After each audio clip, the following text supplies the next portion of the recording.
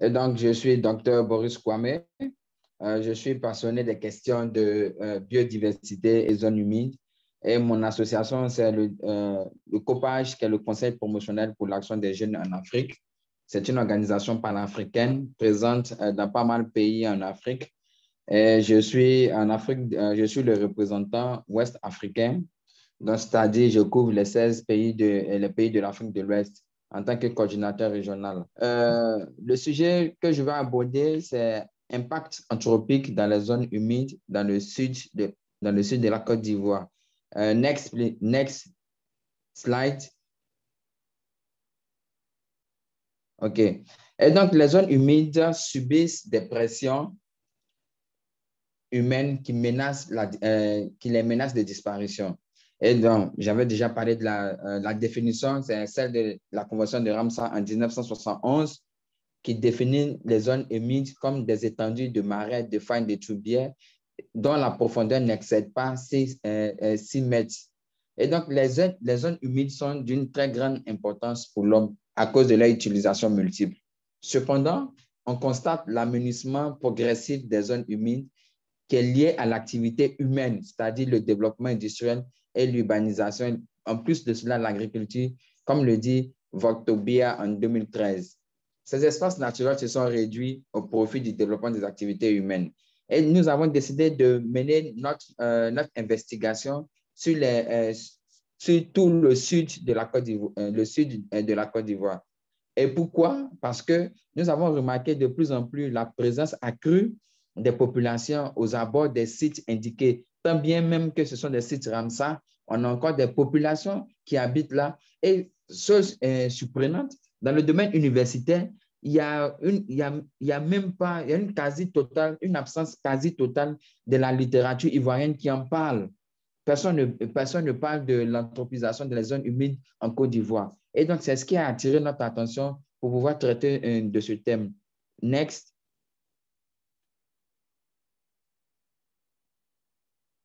Donc, voici au moins un aperçu du sud de la Côte d'Ivoire. Et le premier site à visiter, qui est la figure 2, c'est la zone Sassandra d'Abego. Et tout ce que vous allez voir en rouge, ce sont bon, avec la délimitation, ça, ce sont les sites, la zone humide, qui est aussi le site Ramsar. Et les points rouges, c'est la présence d'activités humaines dans cette localité-là. C'est étonnant. Comment se fait-il que pour un site qui est classé Ramsar, comment se fait-il que des hommes viennent y habiter et ils y développent des activités encore? Next. Donc, le site, la figure 3, nous montre la zone humide de Fresco, également avec la présence d'activités humaines dans ces lieux, comme la figure 4 de la zone humide de Grand Bassam. Et donc, ces 4 ont été réalisés par M. Dr. Ouedraogo. OK, next. Donc, qui sont la population cible? Et comme je disais, une enquête a été menée auprès de ces populations de 3 sites sur le littoral ivoirien en 2019. Et on a remarqué que la population est composée d'une diversité ethnique, sociale et religieuse, avec le groupe Akan qui occupe 60% de la population, les allogènes 15% et les non-ivoiriens, c'est-à-dire les Burkinabés et les Maliens, 25%. C'est le lieu d'indiquer qu'il y a une forte colonie de Burkinabés et de Maliens qui sont à la recherche d'activités génératrices de revenus. Et ces personnes-là se sont ruées vers le sud de la Côte d'Ivoire. Et donc, trois quarts de ces populations-là vivent de l'agriculture et de la pêche. Donc, déjà, cette forte proportion nous interpelle sur l'activité dans ces zones humides. Donc, le questionnaire, pour ce faire, on a élaboré un questionnaire.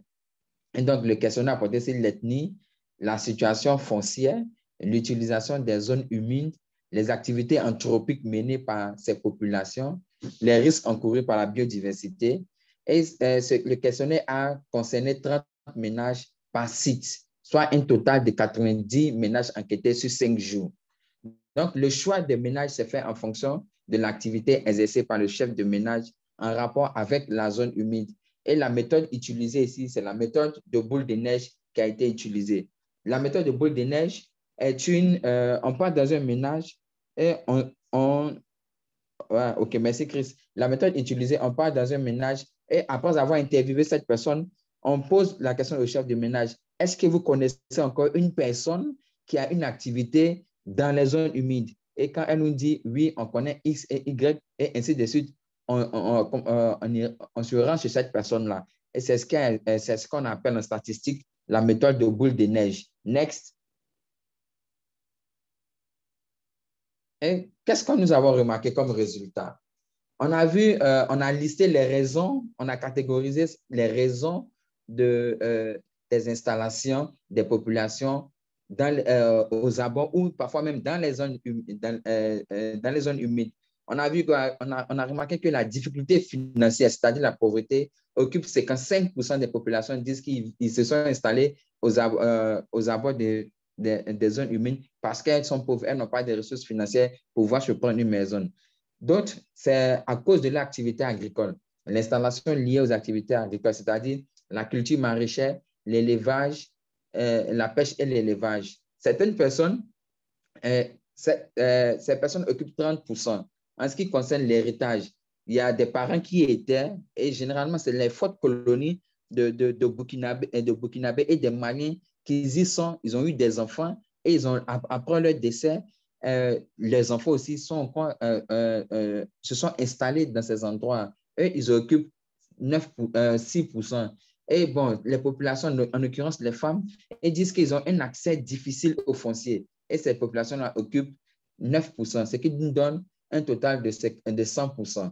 Mais il faut remarquer que l'ampleur des activités anthropiques dans les zones humides constitue une menace pour la biodiversité, car 3 quarts de ces populations mènent des activités sur les rives contre un quart des populations qui s'éloignent des zones humides. Cependant, l'utilisation de la motopompe, comme l'autre présentateur a dit, constitue une menace accrue pour la biodiversité. Donc, parce qu'elle est fréquente, elle est fréquente dans l'irrigation des cultures maraîchères, parce qu'ils ont des cultures et ils connectent les pompes à la zone humide. Et chaque fois, ça a des conséquences sur sur la biodiversité, sur les zones humides. Et cela elle représente 80% des enquêtes affirment qu'elles déversent leurs déchets dans les bacs à ordures. Pourtant, le dépouillement a laissé apparaître que 70% des enquêtés ne possèdent pas d'espace aménagé pour le déversement des ordures. Et donc, toutes les personnes qui habitent aux abords de ces zones humides, elles n'ont pas de latrines et donc elles n'ont pas de bac à ordures. Et donc, quand elles veulent aller aux toilettes, c'est dans les zones humides qu'elles y vont. Quand elles vont aller verser les ordures ménagères, c'est également dans les zones humides. Next.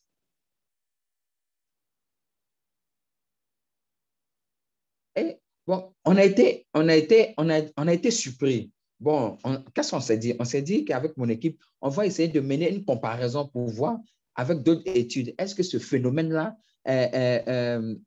c'est le même phénomène qui se développe également dans d'autres pays? Et dans les écrits, on a vu que également, ces mêmes phénomènes-là sont perceptibles en Mauritanie en 2009 parce que les populations qui vivent proches des zones humaines en Mauritanie sont pauvres, mais là, avec une strate bien définie au niveau de la paupérisation. Cependant, cette étude de la stratification de la pauvreté n'a pas été prise en compte car l'aspect sur lequel notre réflexion a porté est l'anthropisation des zones humides. Également, on constate que de l'étude menée en Mauritanie, on a la construction des maisons et l'extraction des minéraux en bordure des zones humides et a une conséquence négative. En effet, l'eau change de couleur et est une menace pour la biodiversité. Et donc, les effets que nous avons remarqués dans le sud de la Côte d'Ivoire, ce sont les mêmes effets qu'on remarque aussi en Mauritanie. Ce qui veut dire que les zones humides sont de plus en plus menacées en Afrique. Donc, quelle est la conséquence? Next. Vous voyez ces 4 planches que nous avons, c'est l'aperçu. C'est vrai, C'est alarmant, c'est écœurant. Vous voyez un peu comment se fait, quelle est la représentation de la zone humide en Côte d'Ivoire. Regardez un peu la première figure. Regardez comment les zones humides sont. Et donc, chers panélistes, nous pensons qu'il est temps que nous nous levons. Bien vrai qu'un site soit classé Ramsar, bien vrai que c'est une zone humide, il y a des activités qu'on ne peut pas mener. On ne peut pas mener parce qu'il faut léguer ces activités pour les générations futures. Si demain nous ne sommes pas là, et nos enfants, où est-ce qu'ils vont vivre? Comment est-ce qu'ils vont se nourrir? Parce qu'on doit vraiment montrer que la zone humide est vraiment capitale. C'est l'essence même du développement humain. Et donc, on doit protéger ce que nous avons. Regardez un peu la figure 3. Regardez les ordures qui sont déversées. Non, c'est une menace pour la diversité biologique. Non, cher ami, moi, je pense que ce forum vient à point nommé et donc nous devons crier au fond pour montrer que les conventions de Ramsar, tout ce qui a été décidé au niveau international, mais localement, ça n'a pas été fait. C'est vrai. Qu'est-ce qu'on constate? On constate qu'on pense globalement. Tout le monde pense, les acteurs. Mais quand il s'agit d'appliquer ces actions-là au niveau local, il y a un problème. Il y a un problème. Donc, ça nous interpelle parce que chaque acteur, chaque panéliste, nous devons être des acteurs de développement parce que les zones humides sont vraiment l'essence même de l'être humain. Next, please. Donc, quelle conclusion nous pouvons tirer à cela? On constate que les populations se sont installées aux abords des zones humides pour des difficultés financières. Elles constituent constamment une menace pour la biodiversité. Peut-être à l'heure où nous sommes en train de tenir notre rencontre, la biodiversité est menacée. Vous allez au sud, dans le littoral, dans le sud de la Côte d'Ivoire, des gens présentement sont en train de déverser des ordures. Ils sont en train de déféquer dans la nature. Ils sont en train de procéder à l'extraction des minéraux. L'eau change de couleur. C'est une menace qui est visible et elle est palpable. Et donc, ça nous interpelle, ça nous interpelle. Et donc, qu'est-ce qu'il faut faire comme recommandation? Il faut des conditions de retrait systématique des habitants des zones humides vers des terres fermes. Il faut réguler la pêche dans les zones humides. Parfois même, je dirais, il faut l'interdire. Parce que quand on dit aux populations allogènes d'utiliser des filets à grande maille, ils ne vont pas respecter. Présentement, je suis au Bénin, je vous assure. J'ai été choqué quand j'ai vu que ici au Bénin, les gens consomment des petits poissons, je dirais même des alevins, qui sont pêchés dans les eaux douces, qui sont la biodiversité. Les amis, nous devons nous lever. Nous devons nous lever, nous devons agir. Nous devons agir. Pourquoi ne pas laisser ces poissons se développer? Même des alevins, on les prend, on les frit et on mange. Non!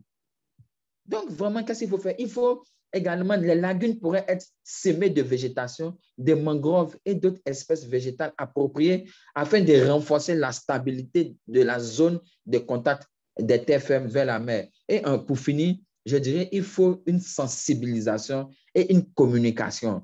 Qu'est-ce qu'il faut faire? J'ai aimé créer un cadre participatif parce que ça ne sert à rien, je dis bien, ça ne sert à rien de venir faire des recommandations si la population concernée n'est pas associée. C'est ça, ça ne sert à rien. Il faut un développement participatif. Il faudrait que les populations riveraines, des populations qui vivent dans ces zones, comprennent l'essence, le bien fondé de ne pas menacer la biodiversité. Parce que sans la biodiversité, qui sommes-nous? Qui sommes-nous sans la diversité biologique? Nous ne sommes personne. Next. Et donc, je tenais vraiment à vous remercier pour cette intervention. Merci. Et j'espère que les recommandations issues de ce webinaire pourront vraiment être utiles. Et sortons du contexte de la théorie. Allons vers la pratique. Allons dans ces zones humides. Sensibilisons ces personnes, ces populations, pour qu'elles sachent qu'elles maîtrisent, elles savent qu'elles constituent une menace pour la biodiversité. Et vraiment, je vous remercie. Merci.